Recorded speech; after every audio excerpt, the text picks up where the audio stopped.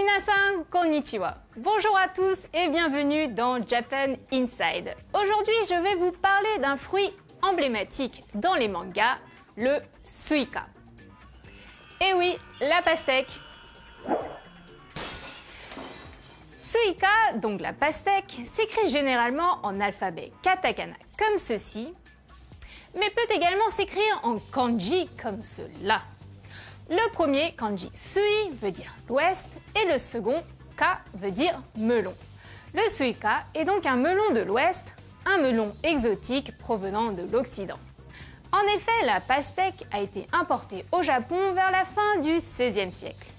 La pastèque est très présente dans les mangas, notamment dans Ranma 1 demi, où les personnages essaient dans plusieurs épisodes de frapper une pastèque, les yeux bandés, à l'aide d'un bâton en bois. Ce rituel s'appelle le suika wari, le fractionnement de pastèque. Quel est donc ce rituel complètement fou? Eh bien, au Japon, le suika wari est une tradition que l'on retrouve le plus souvent sur les plages. C'est un jeu pour les enfants où on leur bande les yeux puis on les fait tourner sur eux-mêmes comme un colamaillard. Ils doivent trouver la pastèque posée sur le sol et la frapper à l'aide d'un bout de bois ou d'une batte de baseball, comme pour une piñata. Le joueur n'a qu'une seule chance et s'il n'y arrive pas, on passe au suivant. Une fois cassée, la pastèque peut être mangée par les candidats, une façon de se désaltérer les mois d'été très chauds au Japon.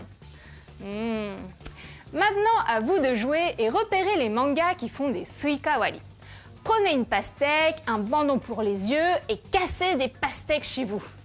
Attention quand même à ne pas faire ça dans votre chambre. Jane!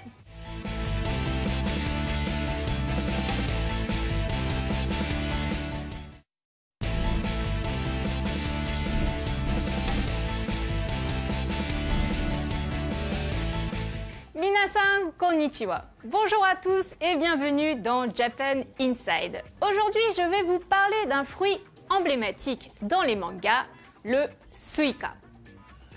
Et oui, la pastèque.